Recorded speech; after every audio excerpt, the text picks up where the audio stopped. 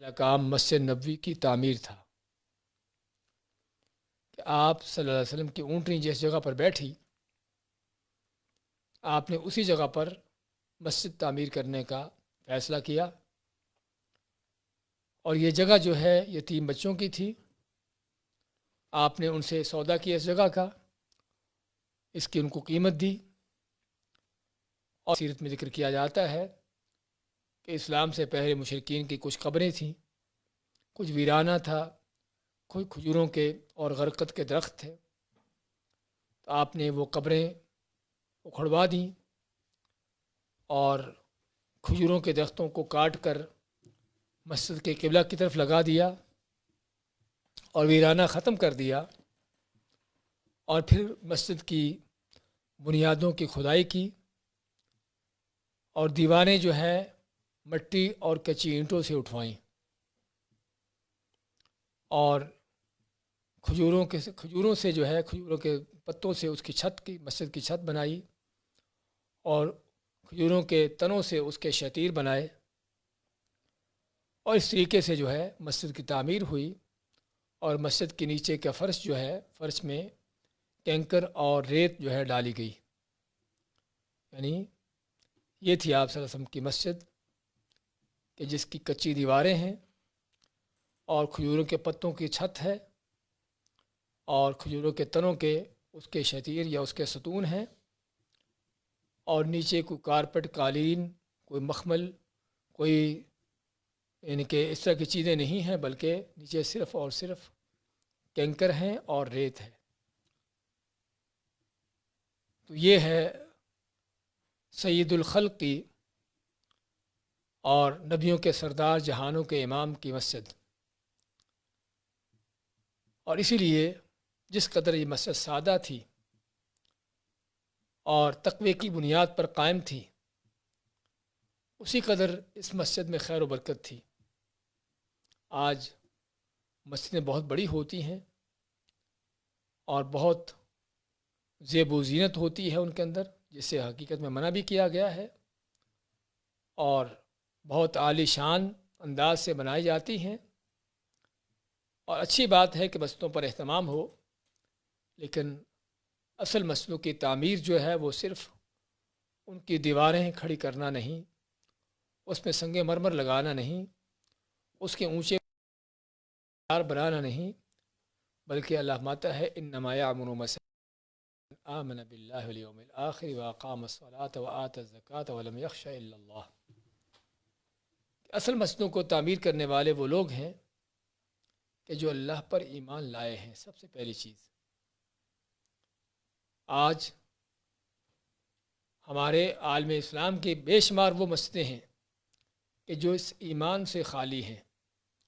کہ جس کی بنیاد ہی شرک پر پڑتی ہے، ان مسجدوں کی بنیاد ہی شرک پر رکھی جاتی ہے، اور پھر ان مسجدوں سے آگے چل کر جو اغراض و مقاصد بھی حاصل ہوتے ہیں وہ بھی انہیں سکھانے کے، شرک و بدعات کی تعلیم کے، اور مسجدوں میں اللہ کے قرآن اور سنت کے خلاف لوگوں کو اٹھانے بھڑکانے کے۔ تو خیر، کہنے کا مقصد، ہمیں ضرورت ہے آج مسجد کے مقصد کو پہچاننے کی کہ مسجد کا مقصد کیا ہے۔ وَأَنَّ الْمَسَاجِدَ لِلَّهِ فَلَا تَدْعُوا مَعَ اللَّهِ أَحَدًا، اور مسجدیں صرف اللہ ہی کے لیے ہیں، اللہ کے گھر ہیں۔ نے ساتھ ہی توحید کا بیان کیا کہ ان مسجدوں کی بنیاد توحید کی مقصد سے ہونی چاہیے، اسی کی خاطر ہونی چاہیے۔ تو چنانچہ رسول کریم صلی اللہ علیہ وسلم کی یادی مسجد کہ جو دیکھنے کو بہت سادہ تھی، لیکن اس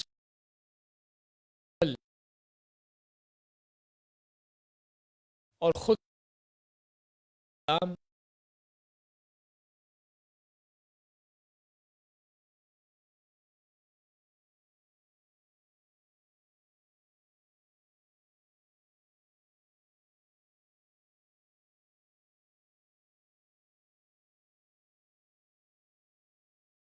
اور مسجد کی تعمیر کرنے کے ساتھ ہی آپ نے مسجد کے ساتھ ہی 2 حجرے بنائے، چونکہ اس وقت آپ صلی اللہ علیہ وسلم کی 2 بیویاں تھیں، سودا رضی اللہ تعالیٰ عنہ جو باقاعدہ طور پر آپ کے نکاح میں تھی، یعنی کہ اور عائشہ رضی اللہ تعالیٰ عنہ جن سے آپ کا عقد ہو چکا تھا، تو آپ کا سب سے پہلا کام مدینہ میں آنے کے بعد یہ مسجد نبوی کی تعمیر تھا، جس سے ہم کو سب کیا ملتا ہے کہ مسلم ہو، کوئی بھی محلہ ہو، کوئی بھی ٹاؤن ہو، کوئی بھی کسی طرح کی ان کی آبادی قائم ہوتی ہو، تو اپنے گھر بنانے سے پہلے اللہ کا گھر بنانے کے وہاں پر اہتمام کیا جائے۔ آج افسوس کی بات یہ ہے کہ بڑے بڑے ولے اور بہت بڑے بنگلے بن جاتے ہیں، لیکن بعض اوقات پورے پورے محلوں کے اندر، پورے پورے ٹاؤنوں کے اندر کوئی ایک بھی مسجد کا نام و نشان نہیں ہوتا۔ بڑے عرصے کے بعد جا کر کہیں پھر مسجد بنانے کی سوچتے ہیں، اور یہ اگر کسی بات کی دلیل ہے تو دین سے لاپرواہی کی اور نماز کا اہتمام نہ ہونے کی دلیل ہے۔ ورنہ کیسے ممکن ہے کہ ایک وہ شخص کہ جس کو پتہ ہے کہ میں نے یہاں پر رہ کر گھر میں تو جو رہنا ہے، اس کے ساتھ ساتھ سب سے پہلے میں نے 5 نمازیں پڑھنا ہے، کیا 5 نمازیں گھر میں پڑھے گا؟ اس لیے ضرورت ہے ہمیں مسجدوں کا اہتمام کرنے کی، مسجدوں کو بنانے کا، اور ان مسجدوں کو اللہ کے توحید پر قائم کرنے کا۔ اور مسجد کے ساتھ ساتھ ہی آپ نے ایک اہم جو کام کیا، کہ جماعت مدینہ میں آ کر باقاعدہ شروع ہوتی ہے، کیونکہ مکہ میں اگرچہ جماعت کا ممکن ہے کوئی سلسلہ ہو لیکن گھروں کے اندر تھا، لیکن یہاں پر اللہ تعالی مسلمانوں کو ایک باقاعدہ سلطنت دی، ایک باقاعدہ جگہ دی، جس کا آگے ہم چل کر ذکر کرتے ہیں۔ تو مسجد میں باقاعدہ جمع ہوتے ہیں مسلمان اور نماز پڑھتے ہیں سبھی مل کر ایک جماعت کے ساتھ، لیکن ابھی تک چونکہ آذان نہیں تھی اور نہ ہی آذان کے بارے میں کوئی حکم نازل کیا گیا تھا، تو چنانچہ لوگ آتے اور جمع ہو جاتے۔ جب آپ دیکھتے کہ لوگ جمع ہو گئے ہیں تو ان کو جماعت کروا دیتے، اور اس میں کبھی تاخیر بھی ہو جاتی، لوگ لیٹ ہو جاتے، کبھی لوگ جلدی جمع ہو جاتے۔ خیر، اب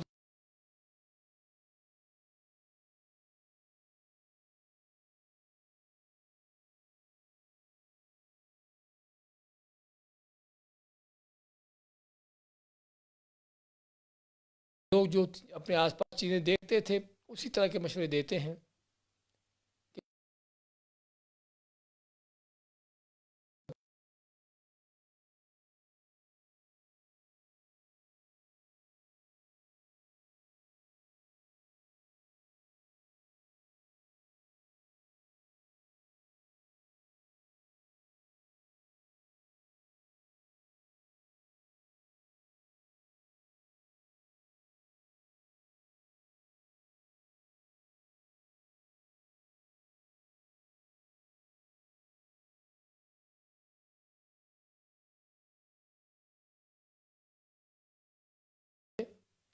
کہ اور ہے ترکیب میں قوم رسول ہاشمی،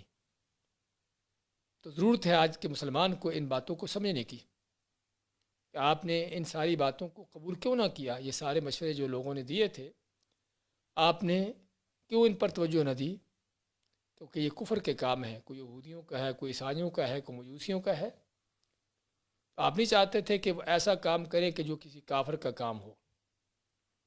حتیٰ کہ بعض صحابہ نے کہا کہ ہم صرف ایک الصلاۃ جامعہ کہ نماز کے لیے جمع ہو جائے، یا نماز کے لیے اکٹھے ہونے والے ہیں، تو آپ نے اس لفظ کو پسند کیا۔ تو چنانچہ مجلس برخاست ہوتی ہے، اور اللہ کا کرنا کیا ہے کہ عبداللہ ابن زید ابن عبد ربہ ایک صحابی ہیں، وہ خواب دیکھتے ہیں۔ خواب لمبا ہے، ہم مختصر طور پر ذکر کرتے ہیں کہ جس میں انہوں نے خواب میں دیکھا کہ کوئی باجا بیچ رہا ہے، باجا لے کے جا رہا، تو اس سے پوچھا کہ باجا بیچتے ہو؟ انہوں نے کہا کہ کس لیے؟ انہوں نے کہا کہ ہم تاکہ اذان کے وقت یہ باجا بجائے۔ تو اس نے کہا کہ میں تم کو ایسی بات بتاتا ہوں جو اس سے کہیں بہتر ہے۔ تو اس خواب میں جو آدمی ان کو ملا، اس نے ان کو اذان کے سارے کلمات بتائے کہ تم اس طرح سے 4 مرتبہ اللہ اکبر کہو، اس کے بعد اشہد ان لا الہ الا اللہ اشہد ان محمد رسول اللہ حی علی الصلاۃ آخر تک اذان کے یہ سارے کلمات ان کو سکھائے۔ تو عبداللہ ابن زید آپ صلی اللہ علیہ وسلم کے پاس آتے ہیں اور آ کے خواب سناتے ہیں کہ میں اس طرح کو خواب دیکھا ہے۔ تو آپ نے فرمایا کہ انہا لرؤیا الحق، کہ واقعی یہ سچا خواب ہے۔ تو جو تم نے خواب میں دیکھے ہیں اذان کا، یہ بلال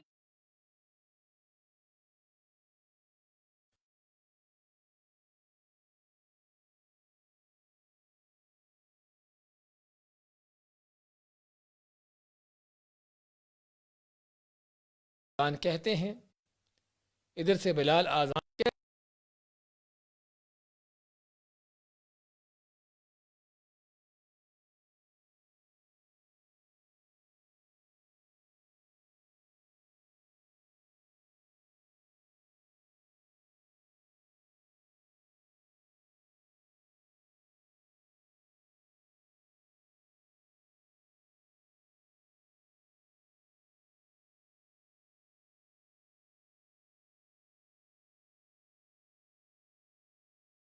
ہوا کہ خوابوں سے بھی دین ثابت ہو جاتا ہے۔ ہاں، اس کا جواب یہ ہے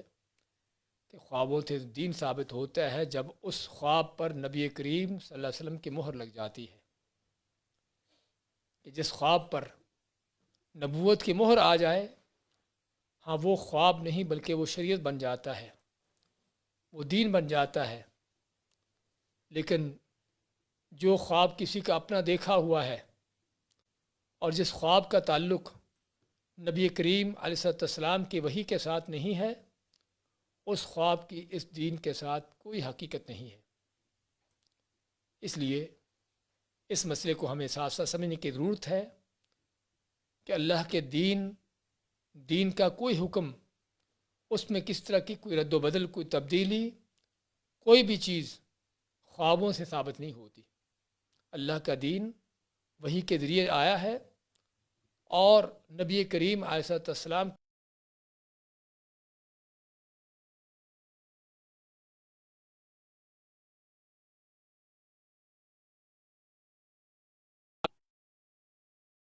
آپ کے بعد کسی کو آنے والے خوابوں کا کوئی اعتبار نہیں۔ ہم ممکن ہے دنیا کے بعد معاملات میں اس خواب سے کچھ نہ کچھ اخذ کیا جا سکتا ہو، لیکن دین کے احکام میں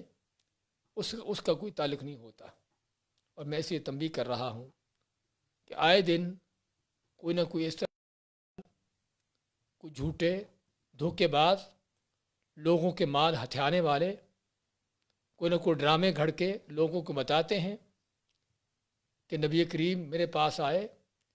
اور مجھے کہنے لگے کہ میں آپ کا مہمان بن رہا ہوں، تو آپ کے کھانے کا، ناشتے کا، آپ کے کھانے کا، رہنے کا، آپ کی رہائش کا انتظام کرنا ہے، اور پھر آپ کے لیے ہوائی جہاز کے ٹکٹ بھی چاہیے۔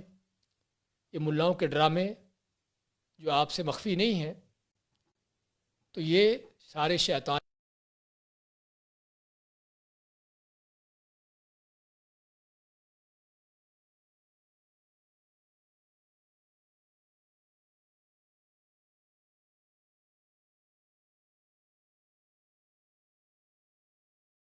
دین کی کوئی چیز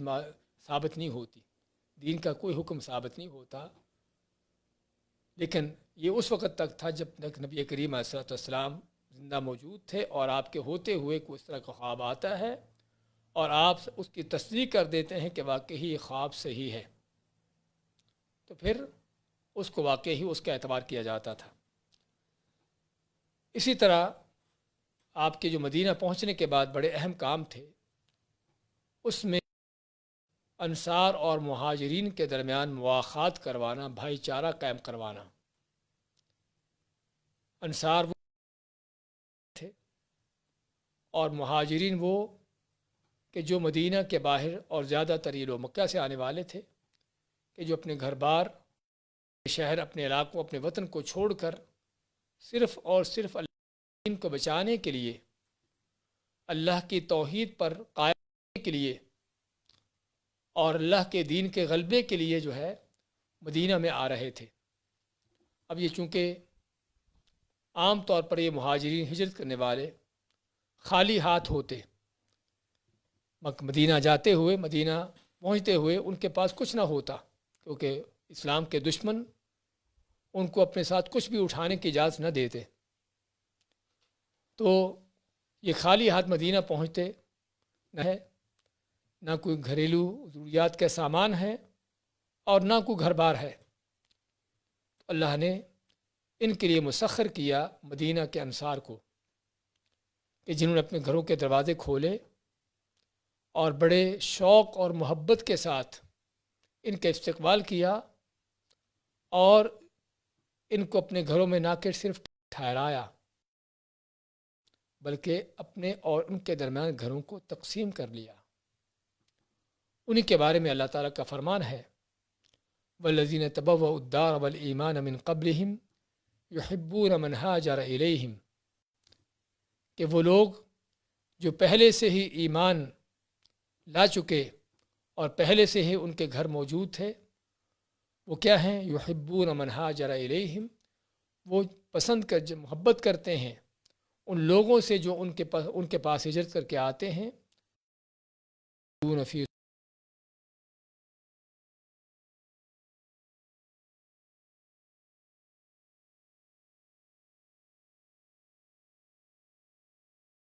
دنیا کے ساتھ ان کا کوئی لگاؤ نہیں ہے،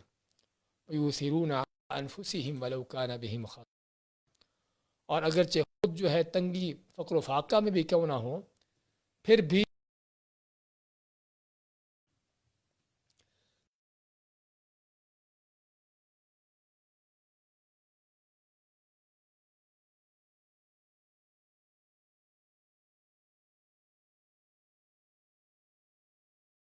علاقوں کو چھوڑ کر آنے والے مدینہ میں، مدینہ کے رہنے والوں کے نہ کوئی رشتہ دار ہیں، نہ کوئی ان کے خاندانی تعلقات ہیں، نہ ان کے کوئی تجارتی آپس کے معاملات ہیں، اور بلکہ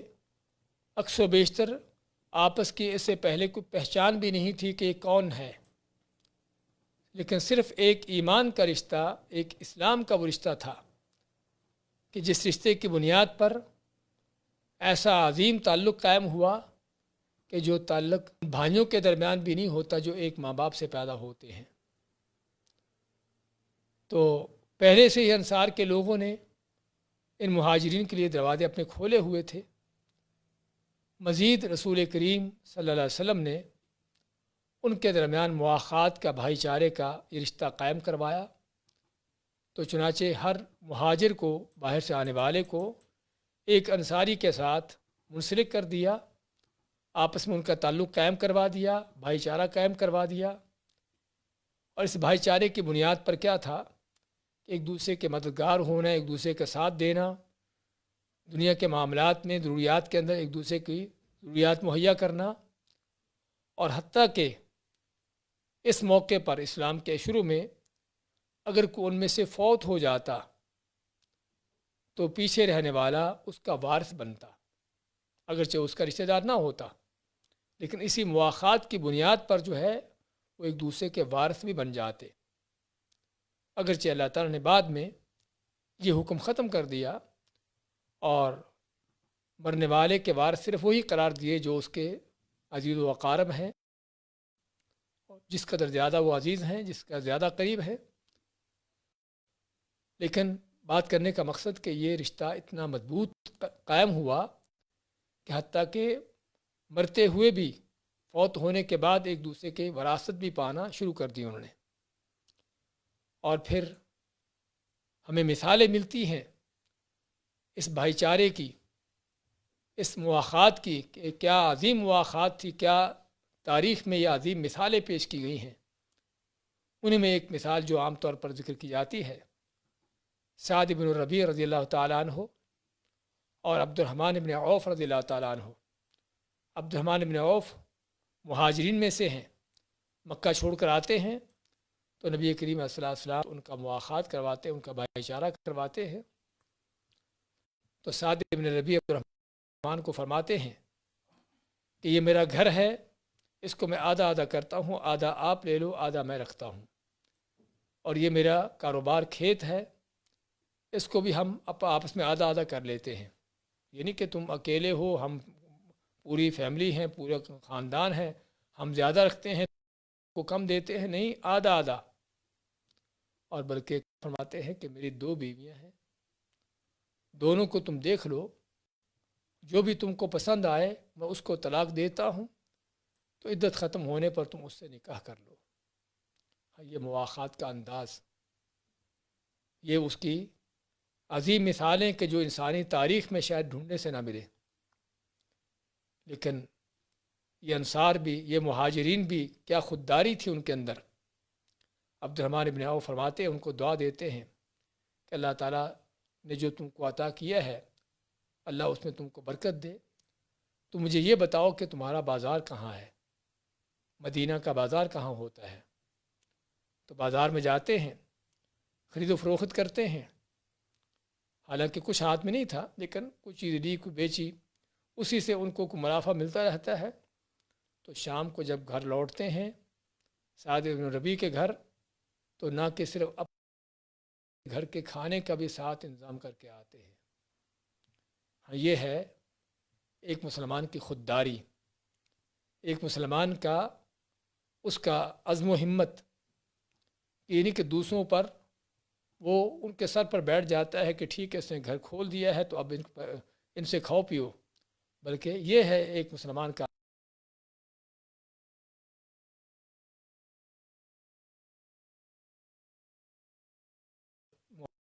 اور انصار کے درمیان قائم کروایا مدینہ پہنچنے کے بعد۔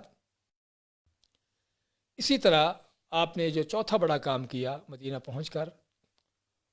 وہ اسلامی ریاست کا قائم کرنا، اور اسلامی ریاست قائم کرنے کے لیے اس کے لیے بنیادی جو اہم چیزیں تھیں ان کی بنیادیں رکھنا، کیونکہ اس سے پہلے مسلمان ابھی تک مکہ میں اپنے اپنے گھروں میں بند تھے، عبادت کے لیے ان کے لیے جمع ہونا، اور بلکہ عبادت سے آگے مزید بڑھ کر دین کے قائم کرنے کے لیے اور اسلام کے احکامات کو نافذ کرنے کے لیے، اس کے لیے ان کے پاس کوئی جگہ ہی نہیں تھی۔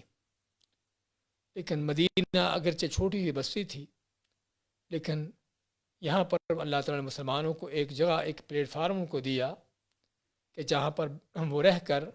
باقاعدہ طور پر ایک اسلامی حکومت کا نظام اس کو قائم کر سکیں۔ تو چنانچہ رسول کریم صلی اللہ علیہ وسلم نے یہاں پر مدینہ میں پہنچ کر مدینہ کے رہنے والوں کے درمیان معاہدات کیے،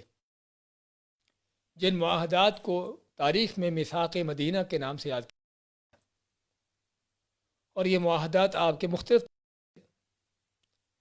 کیونکہ مدینہ میں رہنے والے لوگ بھی مختلف تھے، ایک بڑی تعداد اسلام قبول کر چکی تھی، اسلام میں داخل ہو چکی تھی، لیکن اس کے باوجود ابھی تک کچھ لوگ تھے جو شرک پر باقی تھے، جس طرح کہ عبداللہ بن ابی اور اس طرح کے لوگ کہ جو ابھی تک شرک کفر پر تھے۔ تو مدینہ کے اندر مشرکین بھی تھے، اور اسی طرح مدینہ میں یہودیوں کے 3 بڑے قبیلے آباد تھے، بنو قینقاع، بنو نذیر اور بنو قریظہ۔ اور رسول کریم صلی اللہ علیہ وسلم کی حکمت عملی تھی کہ اگرچہ یہ مشرکین بھی اسلام کے دشمن ہیں، یہودی بھی اسلام کے دشمن ہیں، باہر بدو دیہاتی رہنے والے جو ابھی تک اپنے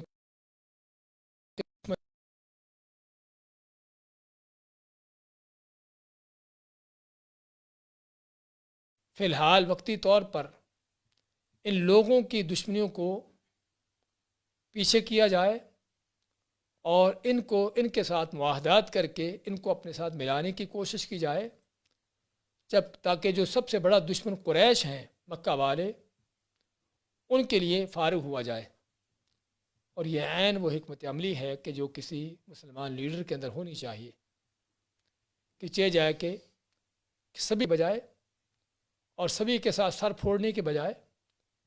آدمی دیکھے کہ کون وہ لوگ ہیں کہ جن سے وقتی طور پر کوئی صلح معاہدہ کیا جا سکتا ہے اور ان کی دشمنی سے بچا جا سکتا ہے، ان کی مخالفتوں سے بچا جا سکتا ہے،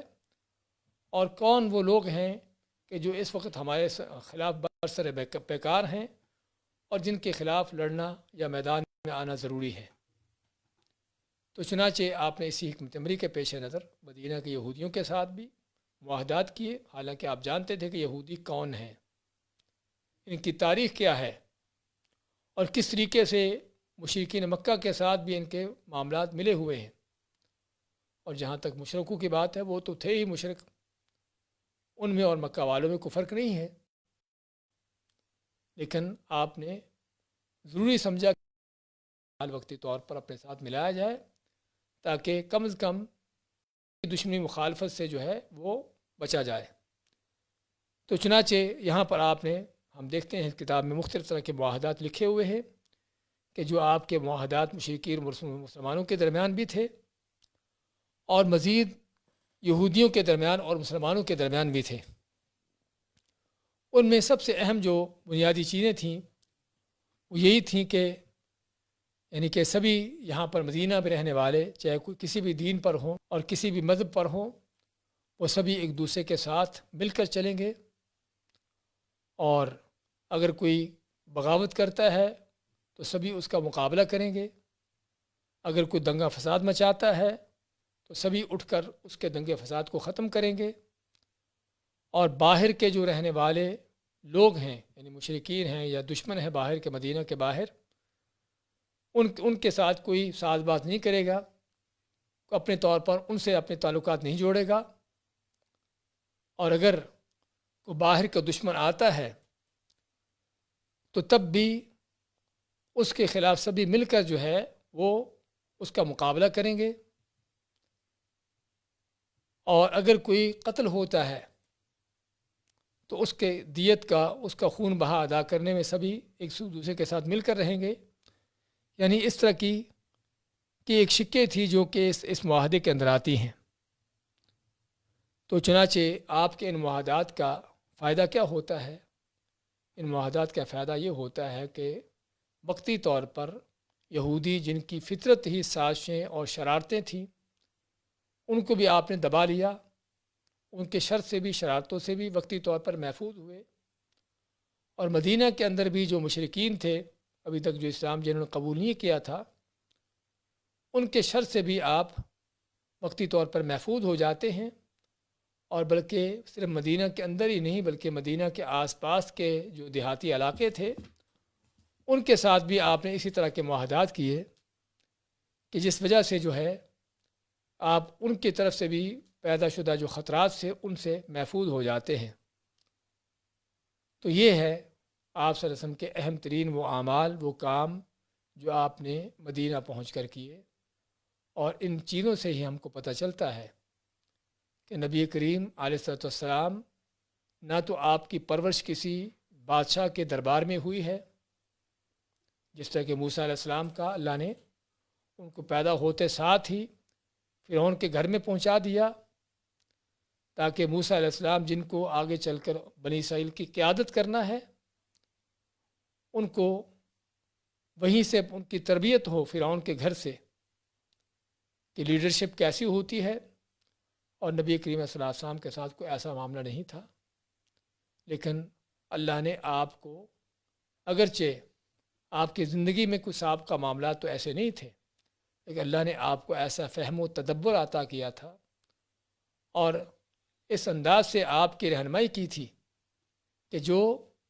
جس سے کیا ہے کہ آپ نے، یعنی کہ ان چیزوں سے ہم کو پتہ چل رہا ہے آپ کے ان معاہدات سے اور لوگوں کے ساتھ آپ کے ان معاملات سے اور کافروں کے ساتھ، مشرکین کے ساتھ آپ کے یہ تعلقات سے پتہ چلتا ہے کہ اللہ نے آپ کو کیا فہم و فراست عطا کی تھی، کہ جس سے فہم و فراست کی وجہ سے آپ مختلف طرح کے وہ لوگ جو نہ کہ مختلف دینوں پر ہیں، مختلف مذاہب پر ہیں، بلکہ ایک دوسرے کے بدترین دشمن بھی ہیں، اور تو اور یہی مدینہ کے انصار، مدینہ کے رہنے والے جو اسلام بھی قبول کر چکے تھے، یہ بھی وہ لوگ تھے کہ جن کی تاریخ آپس کی جنگوں سے اور آپس کی خون ریزیوں سے بھری ہوئی تھی، لیکن اللہ تعالیٰ نے اپنی توفیق سے رسول کریم صلی اللہ علیہ وسلم کو ایسی حکمت عملی عطا کی، ایسا تدبر عطا کیا کہ آپ نے ان سبھی کو ایک بنا دیا، اور جس کی طرف اللہ تعالیٰ اشارہ کرتا فرماتا ہے وَاذْكُرُوا نِعْمَتَ اللَّهِ عَلَيْكُمْ إِذْ كُنْتُمْ أَعْدَاءً فَأَلَّفَ بَيْنَ قُلُوبِكُمْ، اور یاد کرو اللہ کی اس نعمت کو کہ جب کہ تم ایک دوسرے کے دشمن تھے تو اللہ نے تمہارے دلوں کو ملا دیا۔ تو یہ تھے وہ اہم ترین اعمال جو آپ مدینہ پہنچ کر کرتے ہیں۔ آج اسی پر اکتفا کیا جاتا ہے۔ بارک اللہ فیکم و جزاکم اللہ خیر۔ ایک سوال ہے عبد الرحمن بن عوف کے واقعے کے مطابق، اگر آج کے ماحول میں دیکھا جائے تو کیا ایک بھائی ایسا کر سکتا ہے کہ اپنی بیوی کو طلاق دے دے اور دوسرے بھائی کو بھی کیوں پسند تھی؟ یا پھر اسلام میں تو یہ آتا ہے کہ میاں بیوی سے پوچھا جاتا ہے مرد کے بارے میں کہ کیا وہ اسے شادی کرنا چاہتا ہے یا نہیں کرنا چاہتا، تو کوئی کیسے واقعہ کہ عبد الرحمن بن عوف نے اپنی بیوی سے بات کیے بغیر کہا کہ میں طلاق دے دوں گا، اور پھر دوسری صحابی سے وہ جو پسند کریں گے؟ جی ہاں، یہ سوال آیا ہے، ہم نے واقعہ جو ذکر کیا ہے عبد الرحمن بن عوف کا اور سعد بن الربیع کا، کہ سعد بن الربیع جو انصاری تھے انہوں نے عبد الرحمن بن عوف کو جو پیشکش کی اپنے گھر کی بھی، اپنے مال کی بھی، اور حتیٰ کہ اپنی بیویوں کی بھی، تو آج کے وقت میں بھی کیا یہ چیز پیش آ سکتی ہے؟ اور کیسے انہوں نے پیشکش کر دی بیویوں سے پوچھے بغیر؟ اس کا جواب یہ ہے کہ ہم واقعے کو کچھ حد تک ہمارے سامنے ہے، اس کی تفصیلات کچھ ہمارے سامنے ہے، لیکن اس کے پیچھے ضروری یقینی طور پر اگر عبد الرحمن بن عوف اس چیز پر موافقت کا اظہار کرتے کہ واقعی ہاں مجھے شادی کی ضرورت ہے اور مجھے عورت کی ضرورت ہے، تو تو سعد بن ربیع ممکن نہیں تھا کہ زبردستی ہی بغیر رضامندی کے کسی بیوی کو طلاق دیتے، لازماً اس سے مشورہ لینا یہ چیزیں ہوتی، لیکن چونکہ ان باتوں کی، ان چیزوں کی نوبت پیش آئی ہی نہیں۔ عبد الرحمن بن عوف رضی اللہ تعالیٰ عنہ ان کی خودداری کہ انہوں نے ان کو دعا دی اس بات کی، ان کے اس پیشکش پر، اور یہ بتایا کہ ہمیں بتاؤ کہ آپ کا بازار کہاں پر ہے، جہاں تک کمانے کا تعلق ہے وہ میں کماتا ہوں، اور واقعی اللہ نے ان کو ایسا اس خودداری کا صلہ دیا کہ چند دن کے بعد ہی عبد الرحمن بن عوف رضی اللہ تعالیٰ عنہ شادی کر چکے تھے۔ آپ دیکھتے ہیں عبد الرحمن بن عوف کے کپڑوں پر کچھ زردی کے نشان ہیں، اور زعفران اس طرح کی چیزوں کی زردی لگاتے تھے اس وقت میں، کی جو نشانی ہوتی تھی، تو آپ فرماتے کہ یہ کیا ہے، یعنی معلوم ہوتا ہے کہ تم نے شادی کر لی، تو فرماتے کہ ہاں میں نے انصار کی ایک عورت سے شادی کر لی ہے۔ تو کہنے کا مقصد کہ یہ نوبت یہاں پر پیش آتی ہی نہیں کہ وہ سعد بن ربیع سے مطالبہ کرتے کہ ہاں واقعی آپ نے جو کہا ہے تو میں آپ کے مطالبے کے مطابق یعنی کہ چاہتا ہوں کہ آپ ایک بیوی کے ساتھ میری شادی کر دو، لیکن اس چیز کیونکہ نوبت نہیں آتی۔ لیکن اگر کوئی ایسا واقعہ ہو تو وہاں پر ہم کہیں گے کہ ظاہری بات ہے کہ لازماً رضامندی یہ چیزیں ہوتی ہیں، اس کے بغیر نہیں ہوتا۔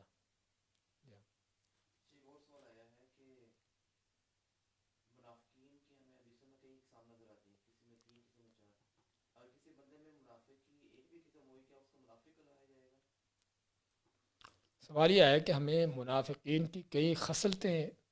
احادیث میں ملتی ہیں، جس طرح کہ آپ صلی اللہ علیہ وسلم کا فرمان ہے ایک حدیث میں کہ منافقین کے خصال میں سے کیا ہے، اذا حدث کذب، جب بات کرتا ہے تو جھوٹ بولتا ہے، واذا وعد اخلف، وعدہ کرتا ہے تو وعدہ خلافی کرتا ہے، واذا اؤتمن خان، اور جب اس کے پاس کوئی امان رکھی جاتی ہے تو بددیانتی کرتا ہے، اور ایک حدیث میں چوتھی صفت بھی واذا خاصم فجر، کہ جب اس کا کسی سے کوئی لڑائی جھگڑا ہوتا ہے تو وہاں پر فسق و فجور یعنی کہ گالی گلوچ پر اتر آتا ہے۔ تو یہ منافق کی جو نشانیاں ہیں یا خصلتیں ہیں، یعنی منافقت کی خصلتیں ہیں، اسے آپ مانتے ہیں کہ جس کے اندر کوئی ایک خصلت ہوگی اس کے اندر منافقت کی ایک حصہ ہے، اور جس کے اندر یہ ساری چیزیں ہیں وہ کانا منافقا خالصا، وہ پکا منافق ہے۔ لیکن ہم نے بعض جگہوں پر ذکر کیا اس بات کا